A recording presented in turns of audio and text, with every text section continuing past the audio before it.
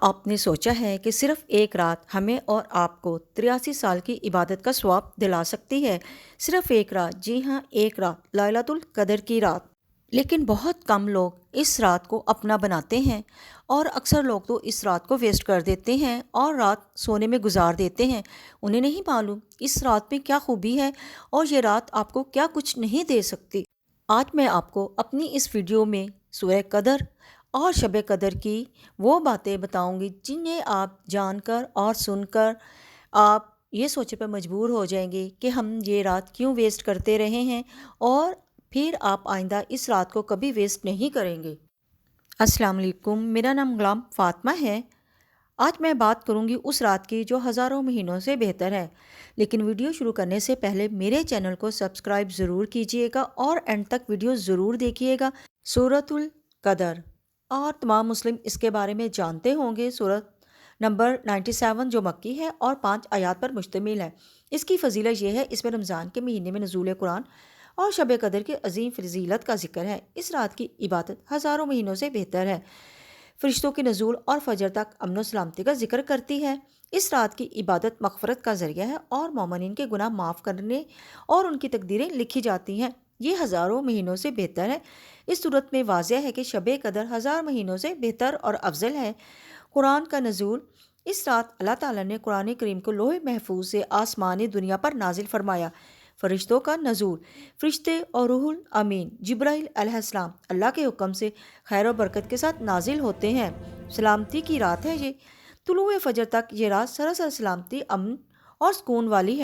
یہ روحانی فضیلیت کی بھی حامی ہے۔ یہ رات امت و محمدیہ کے لیے اللہ کا عظیم احسان ہے۔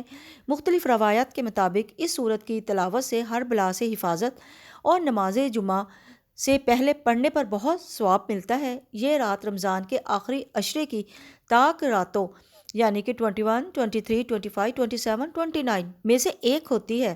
سورہ قدر 5 آیات پر مشتمل ہے۔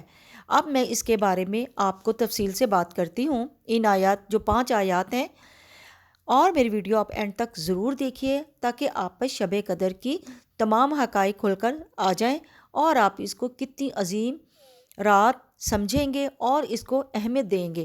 آیت نمبر 1، بے شک ہم نے اسے قرآن قدر کی رات میں اتارا۔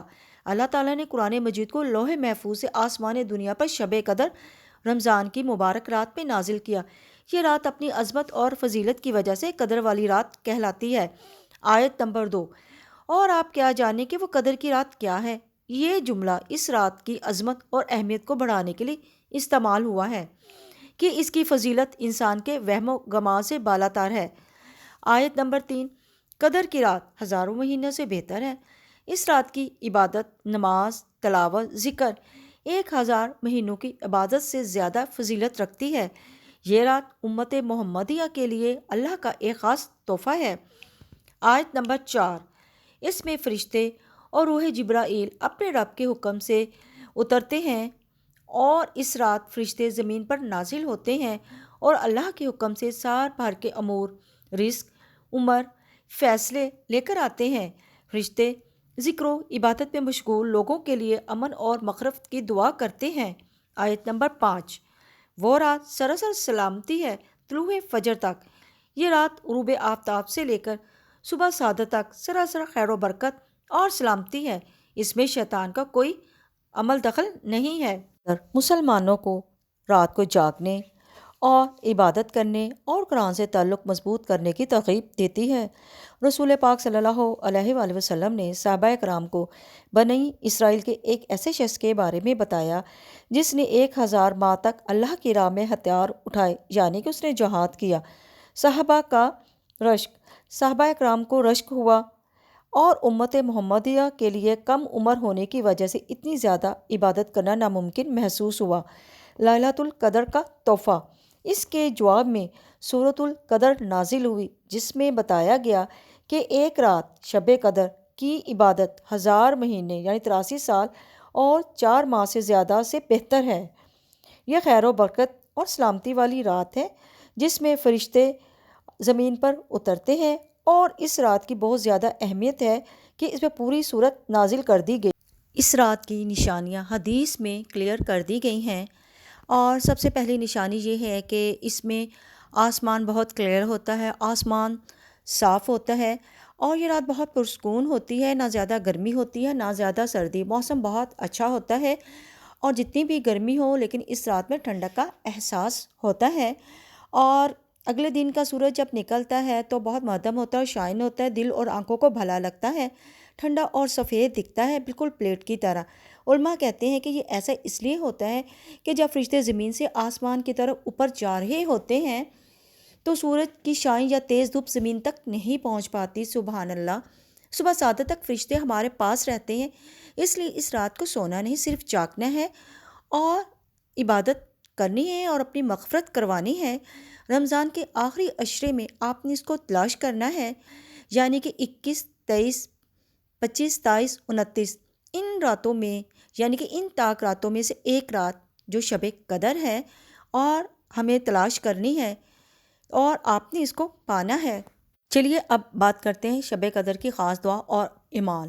شب قدر رمضان المبارک کی آخری عشرے کی طاق راتوں میں عبادت کرنے کا کوئی خاص طریقہ رسول پاک صلی اللہ علیہ وآلہ وسلم سے ثابت نہیں ہے، البتہ جب آخری عشرہ داخل ہوتا ہے تو آپ صلی اللہ علیہ وآلہ وسلم اس میں خود بھی جاگتے اور اپنے گھر والوں کو بھی جگاتے اور خوب ادا فرماتے۔ لہٰذا ہر مسلمان کو چاہیے کہ وہ فرائض کی ادائیگی کے ساتھ رمضان کے آخری عشرے میں شب قدر کی تلاش میں راتوں کو نوافل، تلاوت قرآن، درود شریف، دعاؤں اور ذکر و اذکار کا خوب اہتمام کریں تاکہ اسے ہر قسم کے اعمال کا ثواب حاصل ہو سکے۔ نیز اس بارے میں حضرت عائشہ رضی اللہ عنہا نے حضور پاک صلی اللہ علیہ وآلہ وسلم سے پوچھا کہ یا رسول اللہ، اگر مجھے شب قدر کا پتہ چل جائے تو کیا دعا مانگوں؟ حضور صلی اللہ علیہ وآلہ وسلم نے فرمایا، کہو اللہم انکا عفو تحب العفو واعف عنی، اے اللہ تو بے شک معاف کرنے والا ہے، کو پسند کرتا ہے، بس مجھے معاف فرما دے۔ الجامع ترمذی رقم الحدیث 3513۔ لہٰذا ان راتوں میں اس دعا کا کثرت سے اہتمام کرنا چاہیے۔ اور آپ اگر نفل پڑھنا چاہتے ہیں تو آپ یہ سوچتے ہیں کہ ہم نفل میں کیا پڑھیں، تو وہ بھی میں آپ کو یہاں پہ اس کا ذکر کیے دیتی ہوں۔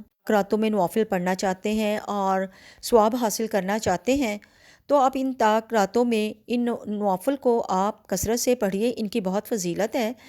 نماز عشاء کے بعد 7 بار سورۃ قدر پڑھیے۔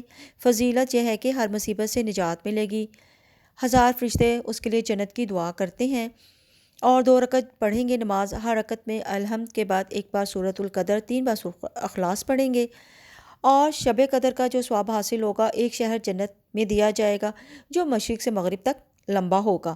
پھر آپ 2 رکعت پھر پڑھیں گے الحمد کے بعد 7 بار سورۃ القدر اور 7 بار سورۃ الاخلاص، سلام کے بعد استغفار اور درود شریف پڑھیے گا۔ فضیلت، اللہ تعالیٰ اس نماز کے پڑھنے والوں کو اور اس کے ماں باپ کو بخش دے گا۔ پھر آپ 4 رکعت ایک سلام سے پڑھیں گے اور ہر رکعت میں الحمد کے بعد 3 بار سورۃ القدر اور 7 بار سورۃ اخلاص پڑھ سکتے ہیں۔ آپ ان راتوں میں آپ نفل تو پڑھ سکتے ہیں، یہ آپ کی اپنی مرضی ہے کہ اگر آپ اپنا ثواب حاصل کرنا چاہتے ہیں اور اللہ کے ہاں اپنی فضیلت کو بڑھانا چاہتے ہیں، لیکن اگر ہو سکے تو یہاں پر اپنی نماز جو قضا ہو چکی ہیں ان کو ضرور پڑھیے گا۔ اکثر ہم سے نمازیں چھوٹ جاتی ہیں تو یہ بہترین راتیں ہوتی ہیں جس میں آپ اپنی قضا نمازیں پڑھ کر ثواب ان کا حاصل کر سکتے ہیں۔ اور اپنے لیے دعا کیجیے اور اپنے پڑوسیوں کے لیے، اپنے محرومین کے لیے، رشتہ داروں کے لیے اور مظلومین کے لیے اور حقداروں کے لیے دعا کرنا لازم ہے، اور اگر آپ ان کے لیے دعا کریں گے تو اس کا ثواب آپ کو بھی ملے گا۔ اگر آپ کو کوئی ایسی دعا کوئی کہتا ہے کہ ہمارے لیے کیجیے گا تو وہ دعا جو ہے وہ آپ کے لیے امانت ہوگی، تو وہ ان راتوں میں آپ اس کی دعا ضرور کیجیے گا۔ اگر وہ بیمار ہے تو اللہ اس کو شفا دے گا، اور جن بچوں کی شادی نہیں ہو پا رہی ان کے لیے دعا کیجیے، اور کیونکہ اللہ تعالیٰ اگر آپ کسی کے لیے دعا کرتے ہیں نا تو اللہ تعالیٰ آپ کی ساری دعائیں قبول کر لیتا ہے۔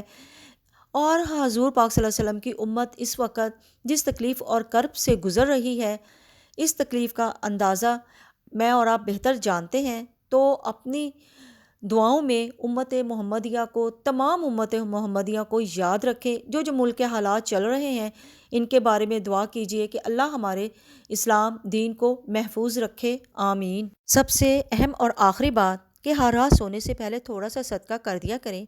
اگر وہ رات لیلۃ القدر کی ہوئی تو ہمیں 84 سال تک صدقہ کرنے کا ثواب مل سکتا ہے۔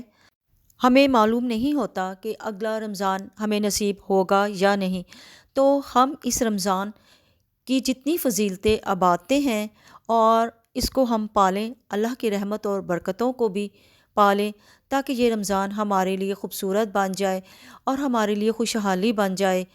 بس اللہ پاک اس رمضان کی ٹوٹی پھوٹی عبادتوں کو قبول کر لے، آمین۔